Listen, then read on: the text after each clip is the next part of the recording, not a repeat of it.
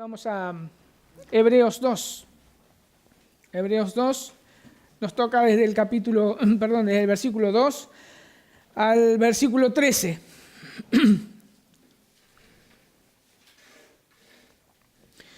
Una vez presentado que a Jesús como el hombre coronado de gloria y honra, que tiene todo bajo sus pies y que por gracia de Dios gustó la muerte por todos nosotros, ahora el autor va a comenzar a hacer un desenlace del por qué Jesús debía morir por el hombre pecador.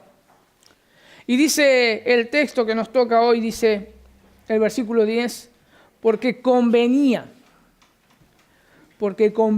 aquel por cuya causa son todas las cosas y por quien todas las cosas subsisten, que habiendo de llevar muchos hijos a la gloria, perfeccionase por aflicciones al autor de la salvación de ellos. Porque el que santifica y los que son santificados, de uno son todos, por lo cual no se avergüenza de llamarlos hermanos, diciendo, anunciaré a mis hermanos tu nombre, en medio de la congregación te alabaré, y otra vez yo confiaré en él. Y de nuevo, he aquí, yo y los hijos que Dios me dio.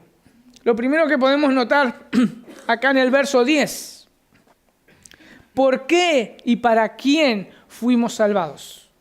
¿Por qué y para quién fuimos salvados? Dice, porque convenía a aquel por cuya causa son todas las cosas y por quien todas las cosas subsisten. Y ya el autor, desde el verso 4, podemos observar que el sujeto de todo esto de lo que viene hablando es Dios Padre. Él ocupa un lugar preeminente. Y como decía, esto lo podemos ver en el versículo 4. Fíjense, veamos rápidamente estos versículos que el autor de Hebreos nombra a Dios Padre. Testificando Dios, hablando de Dios Padre. Testificando Dios juntamente con ellos, tanto por señales como prodigios y por diversos milagros y por dones del Espíritu Santo según su propia voluntad. Versículo 9. Pero vemos a aquel que fue hecho un poco inferior a los ángeles, es decir, a Jesús, coronado de gloria y honra a causa del padecimiento de la muerte, para que, por la gracia de Dios, probara la muerte por todos. Versículo 10. Porque convenía a aquel, este es Dios Padre, porque convenía a aquel. Bueno, y este es el versículo que habíamos leído recién. Versículo 13. Y otra vez, yo en Él confiaré. Yo en Él confiaré. He aquí, yo y los hijos que Dios me ha dado. Versículo 17. Por tanto, tenía que ser hecho semejante a sus hermanos en todo, a fin de que llegara a ser un misericordioso y fiel sumo sacerdote en las cosas que a Dios atañe, para hacer propiciación por los pecados del pueblo. Como vemos, el autor coloca a Dios Padre en primer lugar, en todo lo que respecta a nuestra salvación. Porque muchas veces nosotros lo que hacemos es separar. Dios, Jesús es el bueno y el Padre es el que está enojado. Pero acá podemos ver que el Padre está involucrado al 100% en nuestra salvación. Pero vemos además cómo describe a Dios. Fíjense nuevamente en el versículo 10.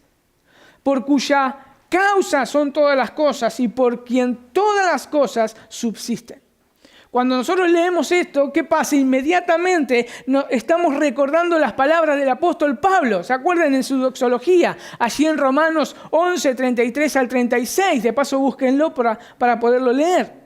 Después de haber hecho una teología espectacular en la carta a los romanos, el apóstol Pablo lo que hace y muestra obviamente el pecado, la salvación, la gracia de Dios, es como que el apóstol Pablo llega al versículo 33 de Romanos 11 y hace una explosión de alabanza y culmina de esta manera. Fíjense el versículo 36, porque de Él y para Él, y por Él y para Él son todas las cosas, y a Él sea la gloria para siempre. Amén.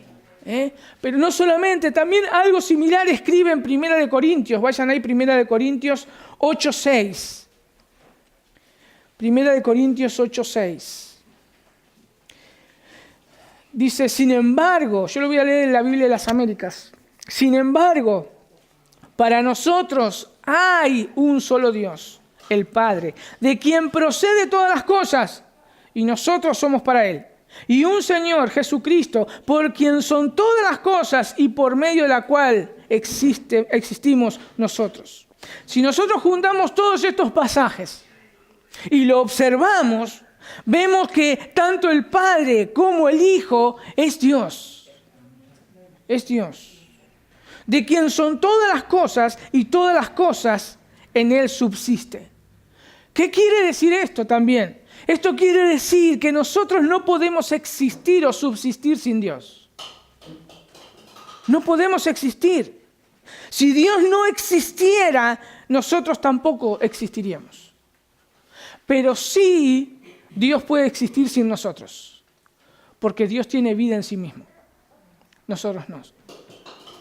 Entonces, lo que acá el autor nos está diciendo, ¿quién es ese Dios todopoderoso? ¿Quién es ese Dios todopoderoso? Pero lo que hace el autor es llevar a su audiencia a reconocer que todas las cosas, todas las cosas son para Dios Padre. Son para Dios Padre. ¿Y qué hace? Él los enfoca en el Señor. Él los enfoca en el Señor y no en ellos mismos. Eso es lo que está haciendo el autor. Vean al Padre, al autor de nuestra salvación. Vean al Padre. Él está involucrado en nuestra salvación. Y los enfoca a llevar su mirada en Él. Ahora, pensemos por un momento, no se trata de nosotros. No se trata de nosotros, se trata de Él. Se trata de Él. Muchas veces vemos en el Antiguo Testamento, por ejemplo, si han observado la frase, por amor a mí, dice esto, por amor a mí, dice Dios. Por amor a mí, por amor a mí. ¿Por qué? Porque Dios nos hizo, Dios nos creó, somos para Él y nos salva, nos rescata para Él.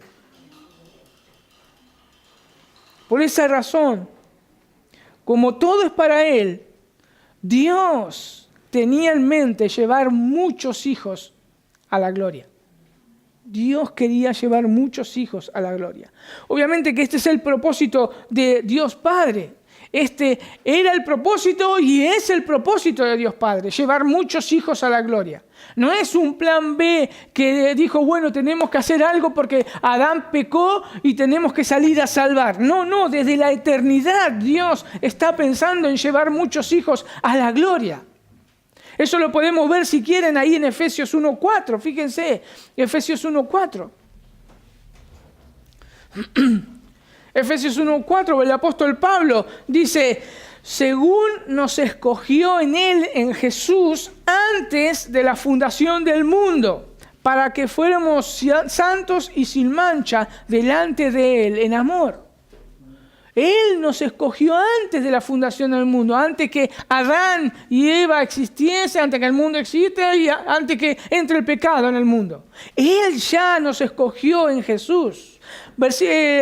Romanos 8, versículo 30, un pasaje que hemos citado muchas veces y que conocemos muy bien. Dice, y a los que predestinó, a estos también llamó, y a los que llamó a estos también justificó, y a los que justificó a estos también glorificó. El plan de Dios Padre era y es llevar muchos hijos a la gloria. Y esto se ve claramente acá en Romanos 8:30. En Romanos 8:30 lo que se nos está mostrando es ese plan completo de nuestra salvación. Acá se puede ver cuándo se gestó y cómo se va a cumplir.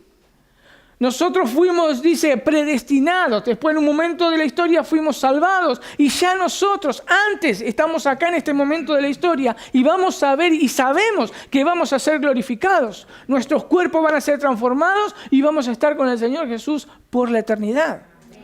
Entonces esto es lo que el apóstol también Pablo nos está diciendo y lo que el autor de Hebreos está también diciendo. Pero ¿cómo es posible conseguir este propósito? Llevar muchos hijos a la gloria. Dice el autor de Hebreos ahí en Hebreos 2:10. Hiciera perfecto por medio de los padecimientos al autor de la salvación de ellos. Así debía ser para que se cumpla este propósito. Tenía que ser perfecto por medio de los padecimientos al autor de la salvación de ellos. Si nosotros recordamos, ya el autor de Hebreos había hablado de la muerte de Jesús, que era necesario, recuerdan en el versículo 9, era necesario que Él gustase la muerte por nosotros. Ya había hablado el autor. En ese momento Él lo que estaba mostrando a Jesús como el hombre perfecto, quien cumplía todo bien. Ahora lo que está haciendo el autor de Hebreos es ponerlo a Jesús como nuestro Salvador. Eso es lo que está mostrando. También él venía hablando acerca de esta salvación. Ya venía diciéndolo, por ejemplo, no lo vamos a leer, pero lo podemos ver en Hebreos 1:14, Hebreos 2:1, el versículo 3, el versículo 4, hablando continuamente acerca de esta salvación que nosotros teníamos que considerar. Pero ahora, de una manera explícita, hace notar que Jesús es el autor de esa salvación. Jesús es el autor de esta salvación. En otra parte, el mismo autor de Hebreos enfatiza este mismo título que le pertenece solo a Jesús. Fíjese en Hebreos 5:9. Hebreos 5:9 dice: y habiendo sido perfeccionado, vino a ser autor de eterna salvación para todos los que le obedecen. Veamos también el capítulo 12 de Hebreos. Capítulo 12, versículo 2. Dice: puesto los ojos en Jesús, el autor y consumador de la fe, el cual por el gozo puesto delante de él sufrió la cruz, menospreciando el oprobio, y se sentó a la diestra del trono de Dios. Pero notemos que lo que escribe acá es algo interesante, lo que escribe el autor de Hebreos. Y cuando esta gente, esta audiencia lo leía, dice acá, el autor de la salvación de ellos, el autor. Y esta palabra es interesante porque esta palabra autor es arquegos en griego. Arquegos denota a un capitán, a alguien que va adelante, a alguien que dirige, un líder, un jefe de familia podría ser en el Antiguo Testamento. Alguien que está frente a la batalla. No es ese capitán que solamente se está atrás en su cuartito y dice qué hacer a cada soldado y a dónde ir. Este capitán, lo que denota acá, es el que va delante de ellos. Es el que abre camino para que su gente, su ejército, pueda continuar y alentarse al seguirlo a su capitán.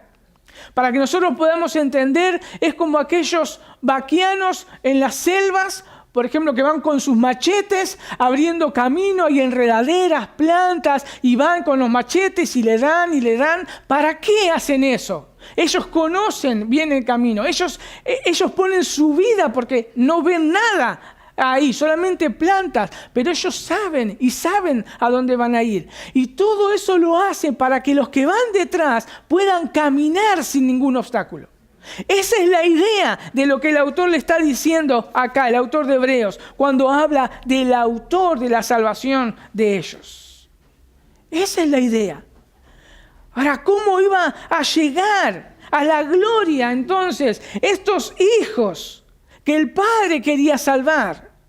Si realmente cuando nosotros vemos en la selva donde nosotros estamos sumergidos y aún más el abismo que hay entre nosotros y Dios es inmenso, ¿cómo iba a llevar a cabo esto? Por eso el autor de Hebreos dice, convenía, era necesario que venga ese autor de nuestra salvación, Jesús. Era necesario. Dice Sinclair Ferguson, en su libro Solo en Cristo, dice: Adán fue el primer archegos. Él estaba llamado a guiar a la raza humana en obediencia mediante prueba al destino de la gloria. Él pecó y fracasó, quedando excluido de la gloria de Dios. Romanos 3:23. Este mundo se convirtió en una selva donde el hombre y Dios, el hombre y Satanás, el hombre y la mujer, el hombre y las bestias, el hombre y su medio ambiente, el hombre y su hermano, todos ellos se enzarzaron en hostilidad. Jesús vino como el segundo archegos, el segundo hombre representante. 1 Corintios 15, del 45 al 47. Él entró en la selva, él irrumpió y sometió en ella toda oposición a Dios. Él se hizo cargo de la solemne maldición de Dios en Génesis 3 y abrió el camino hacia la presencia de Dios para todos los que creen en él y le siguen. Hebreos 10, 19 al 20. El Hijo de Dios tomó nuestra naturaleza humana y entró en nuestro entorno caído y devastado por el pecado. Él vivió una vida de obediencia perfecta para la gloria de Dios. Al sufrir el juicio de Dios contra nosotros en la cruz, Él experimentó la maldición divina. Ahora la bendición y la restauración divinas fluyen hacia nosotros por el camino de la gracia que Él ha abierto. Gálatas 3:13. Por eso el autor de Hebreos lleva a su audiencia a considerar a Jesús. A considerar a Jesús. Y continuamente el autor de Hebreos está poniendo en la mente de su audiencia a que vean a Jesús. Vean a Jesús. Pero este archegos, este autor, debía ser perfeccionado, como dice ahí Hebreos 10. Dice: perfeccionase para aflicciones al autor de la salvación de ellos. Ahora, ¿qué significa que Jesús debía ser perfeccionado? ¿Qué significa que Jesús debía ser perfeccionado si Él no tiene pecado? Porque eso es lo que nos dice Hebreos 4:15, fíjense. Hebreos 4:15, el mismo autor de Hebreos lo dice. Porque no tenemos un sumo sacerdote que no pueda compadecerse de nuestras debilidades, sino uno que fue tentado en todo según nuestra semejanza, pero sin pecado. Entonces, ¿qué quiere decir el autor? Que Jesús, el autor de nuestra salvación, debía ser perfeccionado. Déjenme citar a un comentarista que dice: la palabra perfeccionar significa lograr la más alta meta. En el contexto de Hebreos, dice el comentarista, el término perfeccionar o llevar a la perfección significa que Jesús quitó los pecados de su pueblo que estaban ante la presencia de Dios. Y así, por medio del sacrificio de su muerte en la cruz, consagró a los muchos hijos. La perfección de Jesús apunta, por ende, a la obra de salvación que Él efectuó a favor de su pueblo. Eso es lo que el autor de Hebreos le estaba diciendo y es lo que la gente que estaba leyendo esta carta entendía. Esa perfección era llegar a la meta más grande, a la meta más grande. Recordemos entonces que Él es nuestro autor, nuestro líder, nuestro Señor, el único que ha alcanzado esa meta excelente, esa meta más alta. Ningún ser humano podía alcanzarla. Ni tampoco ningún ángel podía alcanzarla, que ese es el argumento que le está diciendo el autor de Hebreos a sus oyentes. Que ellos pensaban en el tema de los ángeles y lo ponían en un lugar muy alto. Lo que le está diciendo el autor de Hebreos es que nadie, ningún ser creado podía llegar a alcanzar semejante meta. Por eso era necesario que el Padre envíe a su Hijo Jesús. Era necesario. El versículo 11, fíjense, dice así, porque el que santifica y los que son santificados de uno son todos, por lo cual no se avergüenza de llamarlos hermanos. Si nosotros vemos en primer lugar a Jesús es el autor de nuestra salvación. Él es nuestro Salvador. Ahora el autor está diciendo otra cosa más acerca de Jesús. Él está diciendo que Él santifica. Él es el que nos santifica. Jesús es el que nos santifica, nos aparta, nos separa para Dios. Nos separa para Dios. Esta palabra era común en el Antiguo Testamento. Era muy común en el Antiguo Testamento. Nosotros en el Antiguo Testamento podemos ver continuamente que el pueblo debía santificarse para entrar delante de la presencia de Dios. Esto lo podemos ver como Moisés también santifica o aparta, separa a la tribu de Leví, especialmente lo agarra a Aarón y lo santifica y santifica a sus hijos, quienes iban a ser los sacerdotes. Y los sacerdotes a su vez santifican al pueblo que iban a estar delante de la presencia de Dios. Esto no es algo casual del autor, sino es bien intencional escribir que Jesús es el que santifica. Porque los hacía pensar en esto, lo que le dije recién. Porque más adelante vamos a ver cómo el autor comienza a desarrollar su argumento que Jesús es superior a Moisés, a Aarón, al tabernáculo, a los sacrificios, etcétera, etcétera, etcétera. Él es el que nos separa, nos puede separar para Dios, para su gloria, para llevar a muchos hijos a la gloria. Él es el único. Esta santificación es necesaria. Es necesaria. Si una persona se quiere acercar o estar delante de Dios, es necesaria. Porque el mismo autor dice esto en Hebreos 12:14, seguir la paz con todos y la santidad, sin la cual nadie verá a Dios. Si no hay santidad, nadie verá a Dios. Y necesitábamos a alguien que nos santifique y nos aparte para llevarnos a la gloria, para ver a Dios. Jesús entonces es el que nos santifica, no solo por única vez, sino hasta que lleguemos a su presencia, hasta como leíamos en Romanos, hasta que nuestros cuerpos sean glorificados. Esto es interesante porque vemos a la deidad obrando en la santificación. Obviamente no tenemos tiempo para hablar en la santificación, pero si nosotros hacemos un poco de memoria, vemos que siempre apuntamos a el que santifica y el santificador es el Espíritu Santo, y es cierto, Él es el que obra, pero nosotros no tenemos que separar al Dios Trino, es Dios Trino obrando. Y Jesús participa en esa santificación. Es la deidad. Dios es uno, como dice Pablo. Dios es uno. Pero donde se concentra la fuerza del pasaje, del versículo 11, es el saber por qué Dios hizo todo esto. Dice, porque el que santifica y los que son santificados, de uno son todos. Pero déjenmelo leer en la Biblia de las Américas para que podamos entenderlo mejor. Porque tanto el que santifica como los que son santificados son todos de un Padre. Somos todos de un Padre.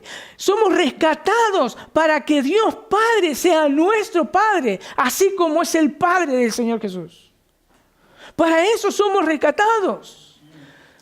Para eso somos rescatados. Nos damos cuenta de la dimensión de las palabras que está diciendo el autor acá con respecto a nuestra salvación.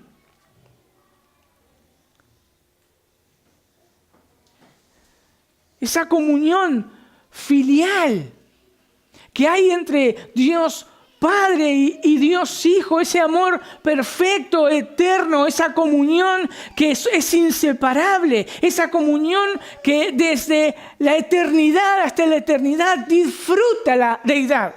La Trinidad disfruta de ese amor perfecto. No éramos necesarios nosotros para que aumente el amor de Dios. Ellos son completos en su Trinidad. En la Trinidad está el amor del Padre y del Hijo. Ahora el Padre quiere enviar a su Hijo para que sus criaturas pecadoras, egoístas, pecadoras de tal forma que rechazamos la gracia de Dios, rechazamos el Evangelio de Dios. Dios manda a su Hijo para que ahora nosotros en Él disfrutemos plenamente el amor del Padre.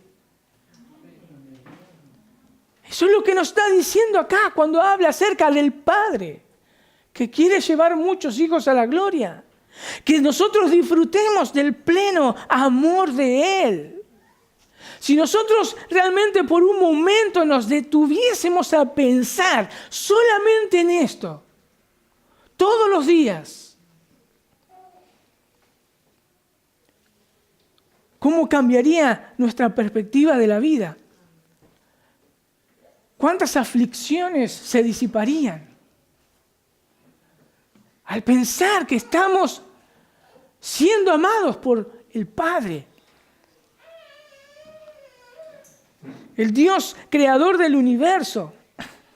Ese Dios creador del universo y que muchas personas creen que está lejos, que está ocupado, que no se interesa de Él. Ese Dios que el texto nos revela, ese Dios que todas las cosas le pertenecen y existen por su gracia, se extiende a ese hombre pecador. Se extiende a ese hombre pecador. Ese Dios 3 veces santo se acerca ahora a ese hombre. Pero no con un ángel, sino por medio de su Hijo Jesús. Y lo hace padecer hasta a lo sumo, lo hace padecer hasta la muerte por nosotros, para que seamos de Él. Y Él sea nuestro Padre. Y Él sea nuestro Padre. Él sea nuestro Padre. Entendiendo todo esto de esta manera, ¿cómo debería sonar ahora las enseñanzas de Jesús, tales como vosotros pues orar de esta manera? Padre nuestro. Padre nuestro.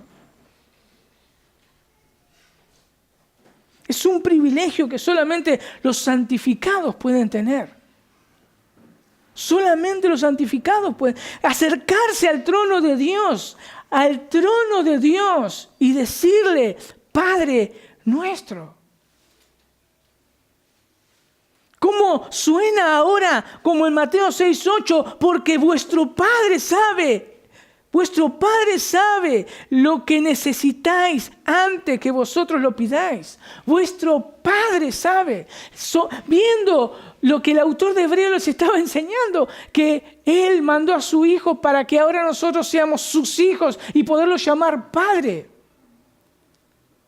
Vuestro Padre sabe que tenéis necesidad. O como en Mateo 7:11, ¿cuánto más vuestro Padre que está en los cielos dará cosas buenas a los que le piden? Reflexionemos por un momento lo que hizo posible que nosotros hoy podamos tener ese acceso, esa relación con nuestro Dios y llamarlo Padre. Pero el texto no termina ahí. Lo maravilloso del autor que por medio del Espíritu Santo no termina ahí el texto. Esta comunión que tenemos con el Padre se refuerza aún más con la confesión de Jesús. Por eso el texto dice, por lo cual, o como dice otras versiones, por eso, por lo que hizo posible, el Padre enviar a su Hijo, ese Jesús ahora no se avergüenza de llamarnos hermanos. Por lo que hizo, por lo que el Padre hizo posible. Ahora Jesús no se avergüenza de llamarnos hermanos. Hermanos, somos hermanos de Jesús. Aparte de que Él es nuestro Señor, Él es nuestro Salvador, Él es la cabeza de la iglesia, Él es todo eso. Él es el dueño absoluto, Él es el Rey, Él es el que está entronizado. Como decía anteriormente el autor de Hebreos, Él está entronizado, Él está a la diestra de Dios Padre. Pero acá el autor de Hebreos nos dice, ese Jesús es su hermano, es nuestro hermano, porque así Él lo declara. Así Él lo declara. No se avergüenza de llamarnos hermanos. Y esta no es la primera vez que lo dice. Jesús cuando resucitó, Él se encuentra con las mujeres. Fíjense ahí en Mateo 28:10. Recién resucitado Jesús. Mateo 28:10. Entonces Jesús les dijo, no temáis, id, dad las nuevas a mis hermanos, para que vayan a Galilea y allí me verán. Pero veamos cómo lo expresa Juan, el mismo acontecimiento. Juan 20, 17. Juan 20, 17. Jesús le dijo, no me toquéis, porque aún no he subido a mi Padre, mas ve a mis hermanos y diles, subo a mi Padre y a vuestro Padre, a mi Dios y a vuestro Dios. ¡Qué identificación más asombrosa! Él hace de su Padre nuestro Padre. Él dice, mi Padre, vuestro Padre. Su humillación, su sufrimiento, su muerte, su resurrección hizo posible que ahora nosotros, hizo posible que abrirnos ese camino para que nosotros hoy podamos llamar a Dios nuestro Padre. Y Jesús no se avergüenza de llamarnos hermanos, no se avergüenza de llamarnos hermanos. El autor hace una afirmación similar, muy similar en el capítulo 11, versículo 16, hablando de los héroes de la fe. Pero en realidad anhelaban una patria mejor, es decir, celestial, por la cual Dios no se avergüenza de ser llamado Dios de ellos, pues les ha preparado una ciudad. Eso es lo que hizo posible este gran Salvador y el autor de nuestra salvación. Pero mis hermanos, qué espanto. Qué espanto será para aquellos cuando el Hijo de Dios vuelva por segunda vez y vea a todos aquellos que le rechazaron y rechazaron su gracia y rechazaron su evangelio y Él se aparte de ellos avergonzado. Porque esto es lo que dice Mateo 8:38. Porque cualquiera que se avergüenza de mí y de mis palabras en esta generación adulta y pecadora, el Hijo del Hombre también se avergonzará de él cuando venga en gloria de su Padre con los santos ángeles.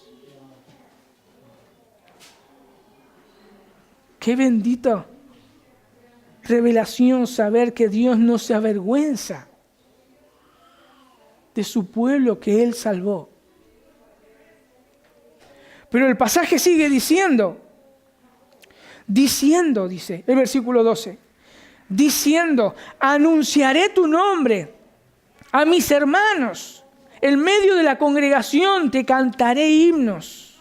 Y otra vez, yo en Él confiaré, y otra vez, he aquí yo y los hijos que Dios me ha dado. El autor de Hebreos, para afirmar la declaración que hace el Hijo acá, toma el Salmo 22 y parte de Isaías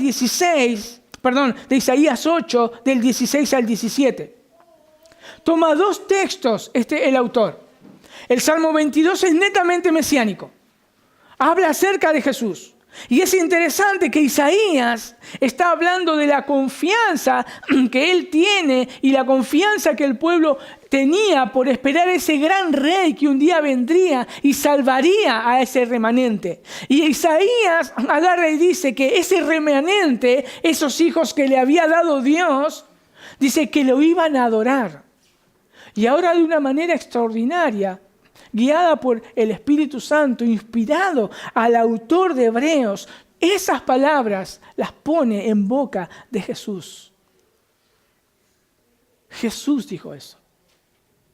No fue un ángel.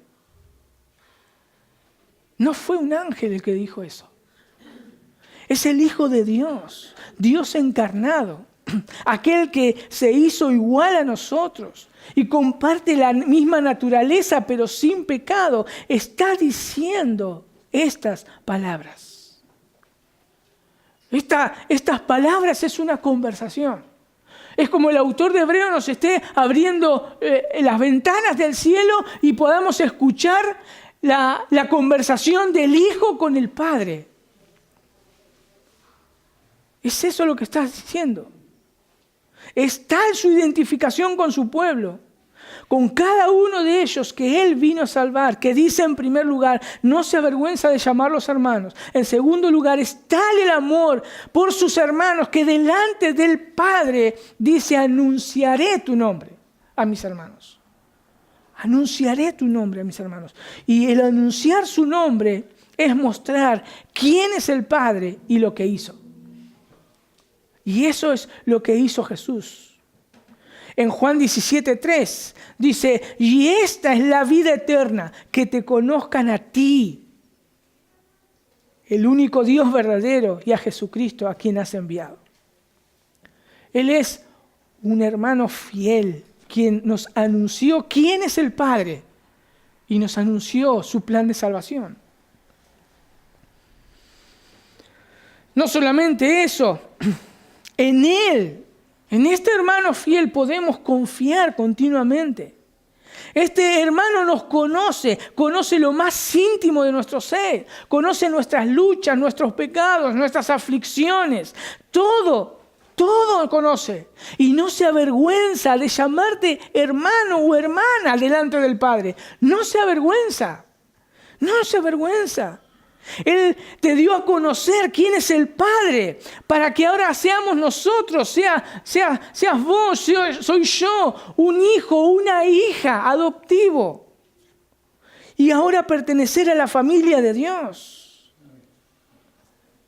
Mis hermanos, al entender todo esto, ¿qué fuerza toman las promesas dichas por Jesús al conocer esta verdad? Cuando oímos, confiad, yo he vencido al mundo. ¿Quién lo dijo?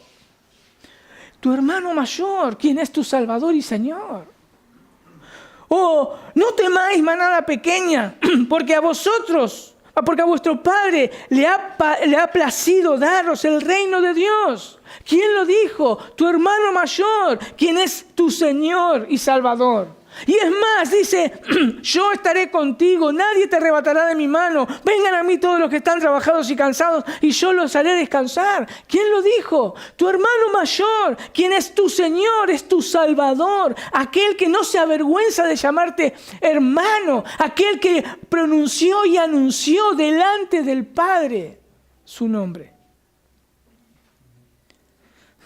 Cuando pecamos, hermanos, y fracasamos en cumplir la voluntad de Dios y nos desviamos por alguna razón, la que sea por persecución, como les acontecía a estos hermanos que estaban leyendo esta carta, o sea lo que sea, cuando quitamos nuestra mirada del Señor, el Espíritu Santo viene y nos recuerda las palabras de Jesús y nos recuerda su obra. Y podemos ver la obra del Padre enviando al Hijo por amor para que nuestros pecados sean limpiados. Y nosotros ahora, confesando nuestros pecados delante de Dios, tenemos a alguien que es nuestro fiel y sumo sacerdote. Y por medio de su sangre nos limpia de todo nuestro pecado. ¿Por qué? ¿Por qué hace esto? Porque tenemos un sumo sacerdote que está intercediendo día y noche por su pueblo, por sus hermanos. Realmente es una bendita salvación y tenemos un bendito Salvador. Pero no solo anuncia el nombre del Padre a sus hijos. Jesús canta con todos nosotros en medio de la congregación. Él está acá. Él está acá. Él es consciente de eso. Él está acá. Jesús está en este lugar.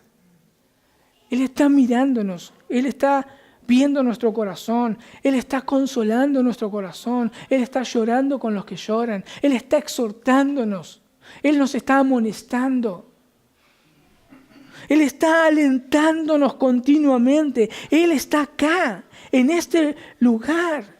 Él se está gozando con su pueblo. Él se deleita cuando nosotros cantamos. Y el Padre es el que regaló todo esto a su Hijo. Pero ¿saben una cosa? ¿Saben lo que significa para aquellos que se rebelan y son hostiles ante Él y sus hermanos? Y más, si están congregados. Si esta es tu situación, estás delante de tu juez. El que te va a juzgar por tus pecados. Porque Él está acá. Y un día se va a avergonzar de ti.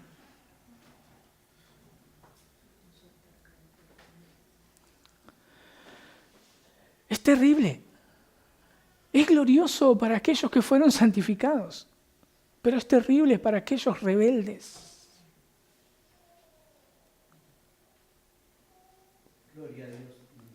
Pero, ¿sabes qué? Yo creo que Jesús está mirándote como miró a aquel joven rico, con compasión, porque Él no quiere tu muerte. Él no se complace en tu muerte, en tu juicio y en tu condenación. Por eso es el llamado a arrepentirse de tus pecados. Confesá tus pecados delante de Él y pon tu fe solo en la obra de Jesús, quien tomó el lugar del pecador. Hoy yo y muchos de los que estamos acá podemos proclamar junto a Jesús, nuestro hermano mayor, nuestro dueño y nuestro Señor, lo que dice el texto y otra vez, yo en Él confiaré. Nosotros podemos confiar en Él. Nosotros podemos confiar en Él, porque Dios es fiel. Por eso no tenés que quedarte luchando con Dios. Perderás. Hoy es día de salvación. Dios decidió renovar su misericordia. Acepta la buena noticia. Hay perdón para todos aquellos que se arrepienten y creen. No te pierdas esta bendición de pertenecer a la familia de Dios. Y que Jesús no se avergüenza de llamarlos hermanos a todos aquellos pecadores arrepentidos. Hoy es día de salvación. Mi hermano, mi hermana, piensa en esta semana que nos convenía que Dios, a quien le perteneces, nos envíe un Salvador tan maravilloso para que nosotros hoy podamos llamarlo a Dios, nuestro Padre, por la obra de Jesús, nuestro Salvador y nuestro gran hermano. Piensa en esta semana esto. Piénsalo, por favor. Lo que hizo posible que nosotros podamos llevar y llamar a Dios, creador del universo, mi hermano, Dios, creador del universo, nuestro Padre, su Hijo tuvo que morir. Piensa esta semana esto. Vamos a orar. Oh bendito Dios, solamente podemos callar delante de tanto amor derramado en la cruz del Calvario. Qué privilegio es poderte llamar Padre. Qué privilegio. Nuestro verdadero Padre. Un Padre fiel, un Padre bueno, un Padre perfecto. Un Padre que se compadece, que llora, que sostiene.